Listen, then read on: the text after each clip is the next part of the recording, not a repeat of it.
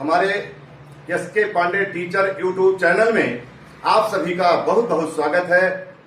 आज हिंदी विषय के अंतर्गत हम आप सभी लोगों को श्लेष अलंकार के बारे में बताने वाले हैं। तो आइए चलते हैं अपने विषय की तरफ। श्लेष अलंकार, देखिए श्लेष अलंकार का अर्थ, इसका जो श्लेष शब्द का जो अर्थ होता है चिपका हुआ।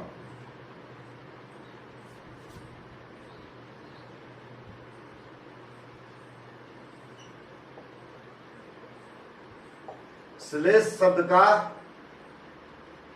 अर्थ है चिपका हुआ। आइए इसकी परिभाषा को हम जानते हैं। जहां पर कोई शब्द एक बार प्रकट होकर अनेक अर्थ उत्पन्न करे, अर्थात जहां पर कोई शब्द एक बार प्रयोग में आया हो और उसका कई अर्थ निकल रहा हो, वहां पर श्लेष अलंकार होता है, या इसे हम श्लेष अलंकार कहते हैं। श्लेष का अर्थ होता है चिपका हुआ। कहने का जो तात्पर्य है, जैसे कोई परत है, एक परत आपने हटाया दूसरी चिपकी हुई है, दूसरी आपने हटाया तीसरी चिपकी हुई है।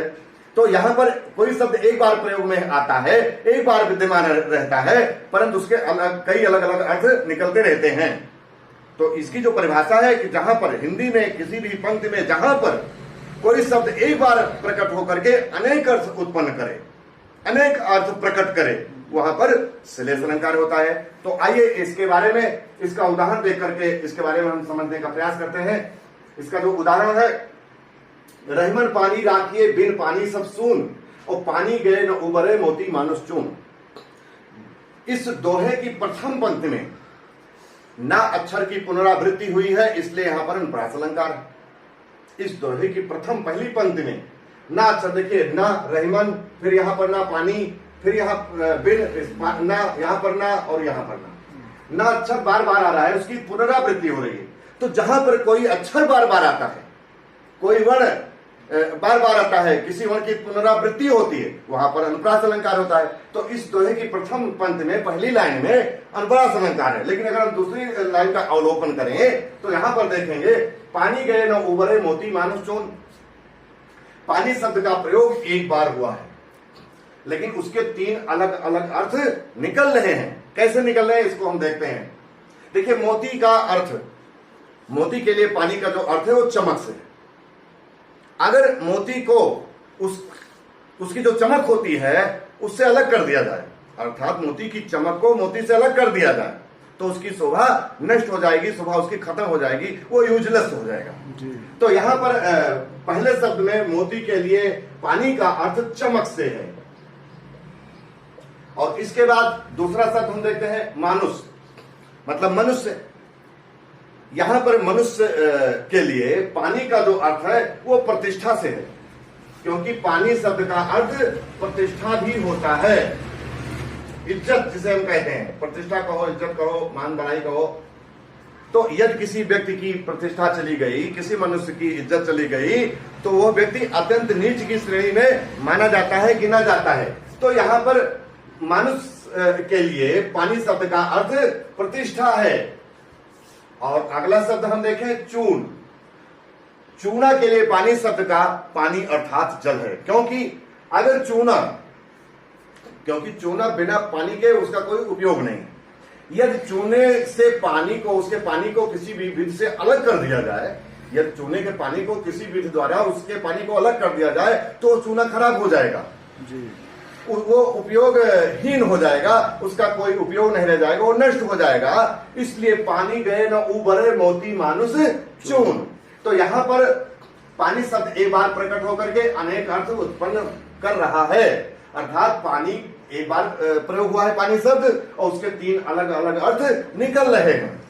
तो इसकी जो श्लेष अलंकार की जो परिभाषा है कि जहां पर हिंदी में किसी भी पंक्ति में कोई शब्द एक बार प्रकट होकर अनेक अर्थ उत्पन्न करे, कोई शब्द एक बार विद्यमान हो, एक बार प्रयुक्त हो, लेकिन उसके कई अलग अलग अर्थ निकल रहे हों, तो वहां पर श्लेष अलंकार होता है। और इसी प्रकार से हम दूसरा उदाहरण देखेंगे।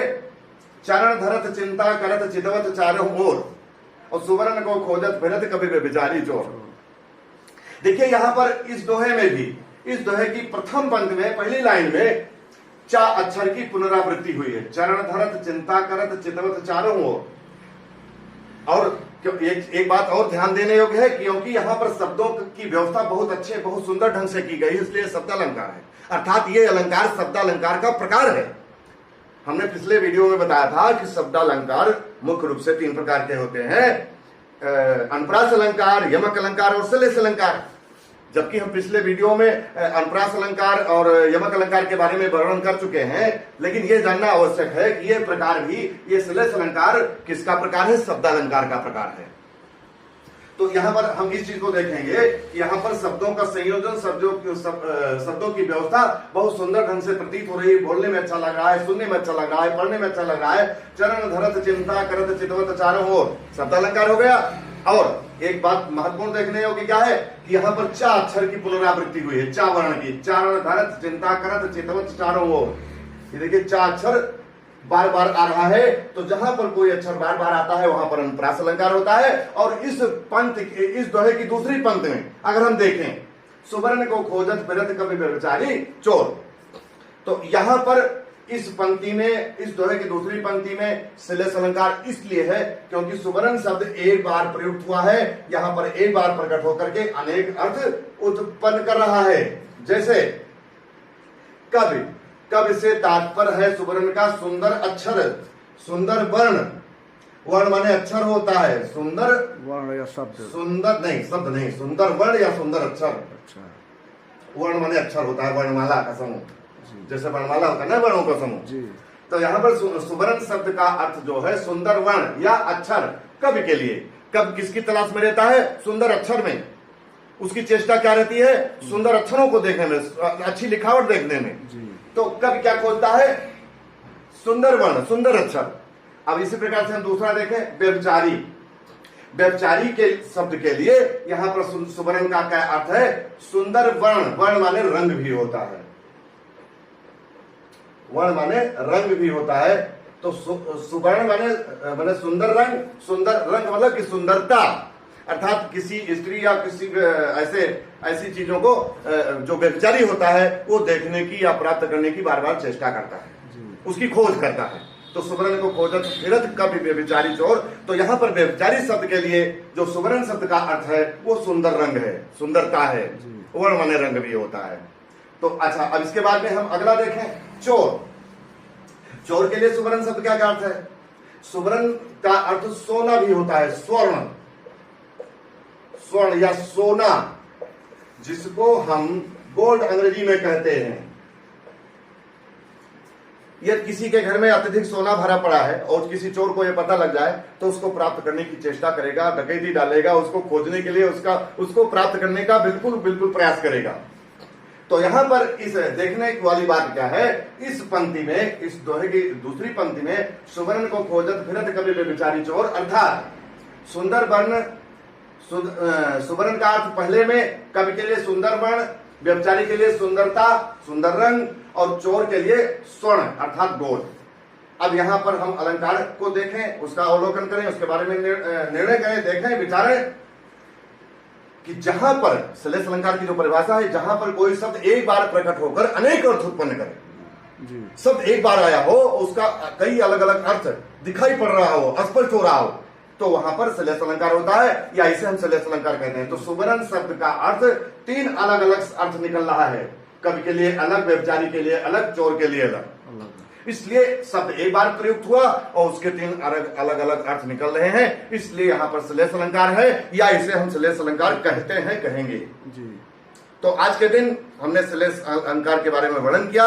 श्लेष अलंकार क्या है उसको 2 उदाहरण के द्वारा हमने समझाया।